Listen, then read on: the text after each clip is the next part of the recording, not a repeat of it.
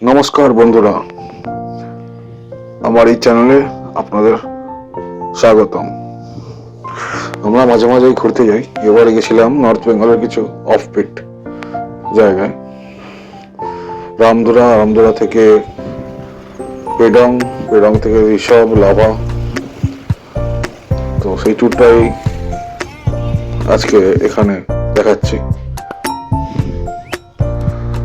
দার্জিলিং মেলে এনজেপিতে নেবে আমরা এখন চলেছি রামধুরার পথে।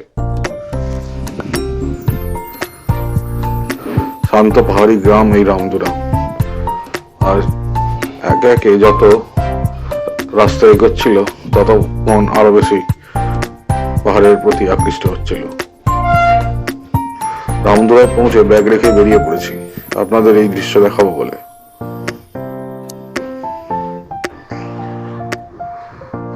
হোমস্টের সামনের এই ভিউ একে অমূল্য করে তুলেছে।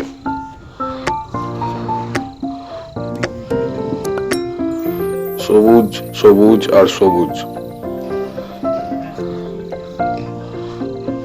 এই সবুজ, প্রকৃতির নিস্তব্ধতা, প্রকৃতির নিজস্ব আওয়াজ, এগুলোই আমাকে প্রচন্ড বেশি টানে। আর এই যে আমাদের হোমস্টের সামনের উঠান, চারিপাশ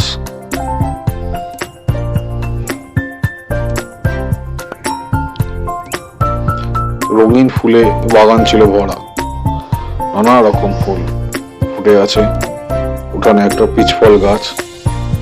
আর এই যে এইটা আমাদের একটা হোমস্টে, আর একটু আগে যেটা দেখলাম সেটা একটা বিল্ডিং, ওটা নতুন তৈরি হচ্ছে, আর এটা ওল্ড বিল্ডিংটা হোমস্টে। খাওয়া দাওয়া একেবারে বাড়ির মতো, খুব সাধারণ। আর সন্ধ্যেবেলাতে সব থেকে বড়, সত্যি কথা বলতে, এনজয় করতে গেলে এই বেঞ্চে বসে, এইখানে বসে গল্প করাটাই এই রামধুরার বিলাসিতা।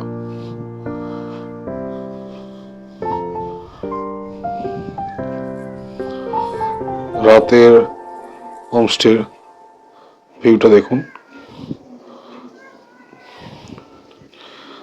আর ওই কাঠের বেঞ্চে বসে আমরা তখন আড্ডা দিচ্ছিলাম। আর এই মায়াময় দৃশ্য আর পাহাড়ি নরম হাওয়া, ওপরে নক্ষত্রের আলো আপনার মনটাকে ভালো করতে বাধ্য। পরের দিন সকাল, ভোরবেলা রামধুরা আরো সুন্দর। নীল আকাশ, সবুজ পাহাড়, চারিদিকে পাখির ডাক, এক অনন্য দৃশ্য। আর রামধুরা থেকে আজকেই আমরা চলে যাব পেডং এর উদ্দেশ্যে। তার আগে জমে উঠেছে এই পিচফল খাওয়া নিয়ে আড্ডা।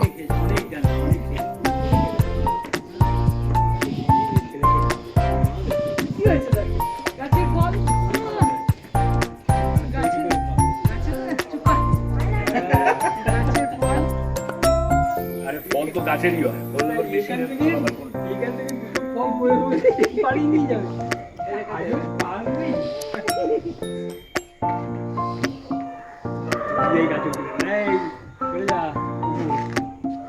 বস্তার মতো পড়বে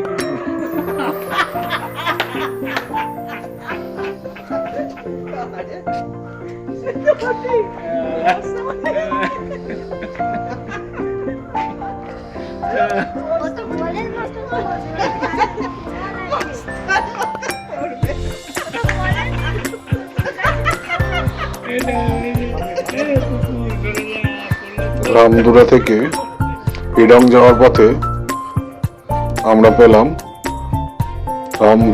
রামধুরা ভিউ পয়েন্ট। দেখুন, অসাধারণ এই দৃশ্য,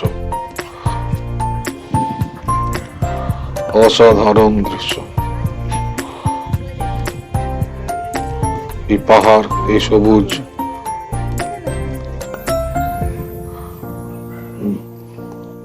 এরপরে বলুন আপনি শান্তি ফিরে পাচ্ছেন কিনা। এই জায়গাটা একবার কল্পনা করুন আর ভাবুন, এই শান্ত জায়গায়, শহর থেকে দূরে, এই নিস্তব্ধতায় আপনার ভারী মনকে হালকা করতে হলে একবার চলে আসুন।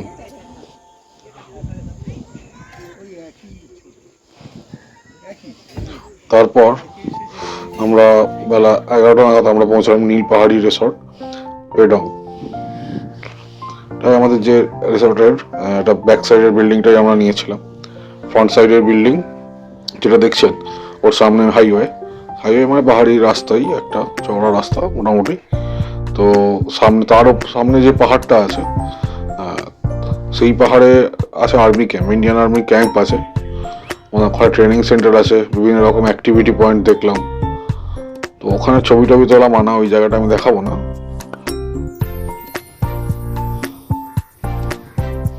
আর এই আমার রুম, সাদামাটা চিমচাম রুম। আর আমার পছন্দের যেটা সেটা হচ্ছে ওই জানলাটা, ওই জানলাটার কারণেই আমি এই রুমটাকে চয়েস করেছি। সিম্পল সাদাসিধে রুম, তবে আপনার প্রয়োজনীয় সবকিছু এখানে মজুদ আছে। অসুবিধা হওয়ার কিছু কোনো কারণ নেই।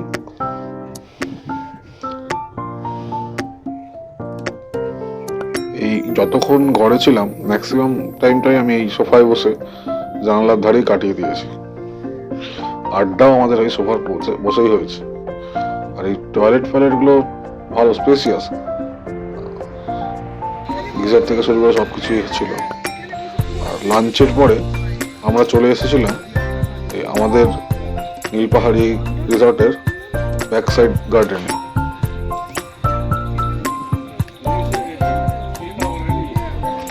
এখানেও কিছু আড্ডা দিলাম।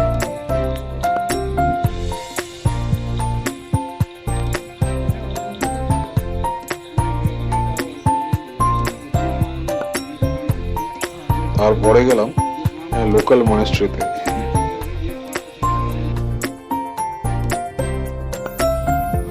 সন্ধ্যেবেলায় পেডংয়ের রাস্তায় হাঁটতে বেরিয়ে এক অনন্য দৃশ্য। এই ফুলগুলো এই ক্যামেরার আলো কি মনে হচ্ছে টুনি বাল্ব জ্বলছে, এগুলো হচ্ছে ফ্লাওয়ার বার্ডস। দেখুন এই হাইড্রেনজিয়া গুলোকে, রাস্তার দুপাশে হাইড্রেনজিয়া নানা রকম ফুল। অর্ধেক ফুলের নাম আমি জানি না, কারণ আমি অত বেশি এই খবর মানে গার্ডেনিং এর ব্যাপারে খুব একটা আমি খবর রাখি না। ফুল দেখতে অবশ্যই ভালো লাগে, ছবিও তুলেছি। এখানে প্রত্যেক কটা বাড়িতে তাদের বাগান একের থেকে অন্যকে ছাপিয়ে যাওয়ার চেষ্টা। মানে এত সুন্দর ফুল, এত ধরনের ফুল, অর্কিড, মানে ভীষণ সুন্দর। আর এখানকার মানুষগুলো ভীষণ সুন্দর। এখানে ওরা নিজেরা রাস্তার দুপাশে এই ফুল গাছগুলো লাগান এবং নিজেরাই যত্ন নেন। পরের দিন সকাল, আগের দিন রাত্রে সামান্য বৃষ্টি হয়েছিল, আর ঘুম থেকে উঠে জানালা দিয়ে এই দৃশ্যটা সব আশা, সব স্বপ্ন পূর্ণ। পাহাড়ে আসার জন্য, এই দৃশ্যগুলোর জন্য পাহাড়ে আসা। তারপর রওনা হয়েছে রিসর্টের দিকে।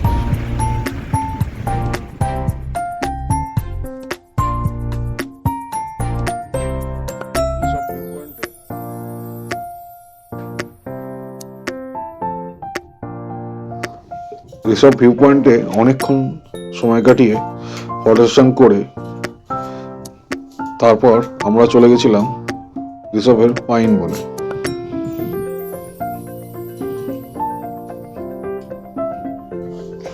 সামান্য মেঘলা ছিল সেদিন দূরের পাহাড়গুলো সেরকম ভাবে স্পষ্ট ছিল না।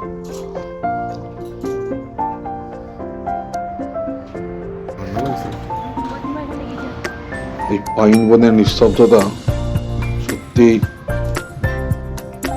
অসাধারণ।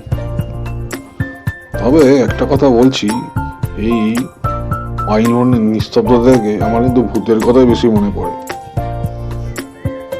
আমি তো সেই ছোটবেলায় রাত সিনেমা দেখেছিলাম, সেই থেকে এই পাইন বনের ভূত আমাকে ভীষণ ভয় দেখায়। কিন্তু মৌমিতা এবং পুপু ভীষণ আনন্দ পেয়েছিল। তারা অনেক ফটো সেশন করলো। তারপরে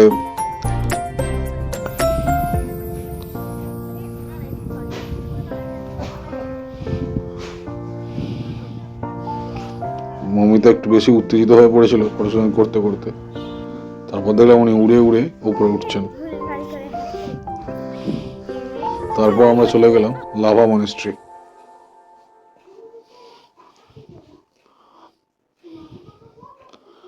এইরকম একটা পরিবেশে আধ্যাত্মিকতা বা প্রার্থনা গৃহ হওয়াই উচিত। এই স্থানটি যেরকম পবিত্র, সুন্দর, শান্ত, সত্যি কথা বলতে ভক্তি আসতে গেলে এরকম একটা সুন্দর জায়গায় প্রয়োজন।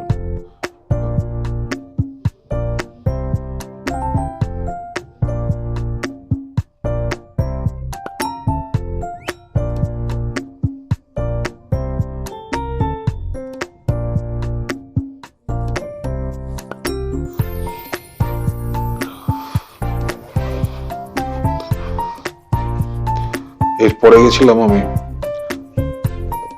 মনাস্ট্রির একটা ছাদে।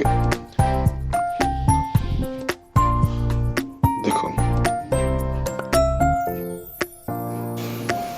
দেখুন আর একটু গেলেই মেঘগুলোকে আপনি ছুঁতে পারবেন।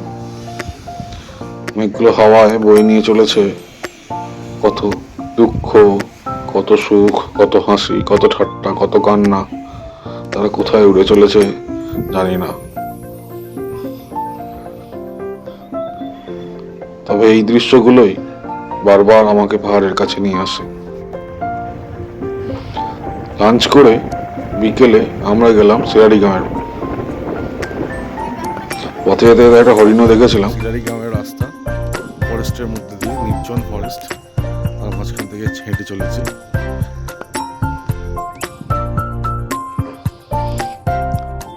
সিরাড়ি গ্রামে ভিতরে বেশি যাই, তবে এখানে কিছু নতুন হোমস্টেও তৈরি হচ্ছে দেখলাম। এরকম অফবিট ট্যুর করার জন্য বা ডোমেস্টিক ইন্টারন্যাশনাল যে কোনো ট্যুর করার জন্য আমাদের সঙ্গে যোগাযোগ করতে পারেন। আমি কন্ট্যাক্ট নাম্বার ডিসক্রিপশনে দিয়ে রাখবো। 20 বছরের বেশি অভিজ্ঞতা সম্পন্ন আমাদের কোম্পানি।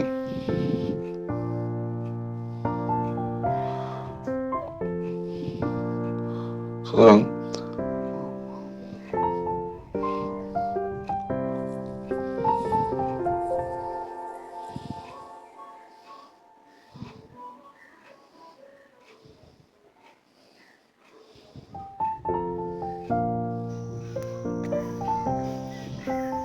ক্যাপ্টেন আসছে সামনে, গৌতম দা।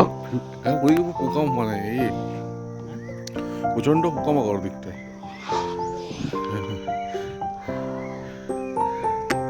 দেখুন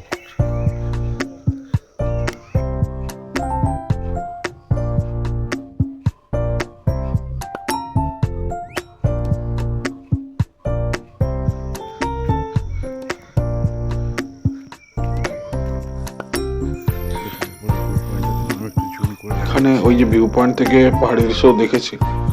এখানে ঝাউ গাছ, পাইন গাছ, এর জঙ্গল সামনের দিকটা, এদিকেও জঙ্গল। জঙ্গলের মধ্যেই আমি গেছিলাম একটু হাঁটতে।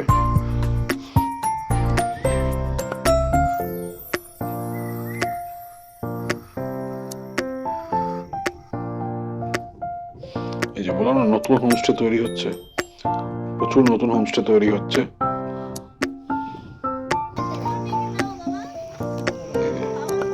সুন্দর পাহাড়ি দৃশ্য। এখানেও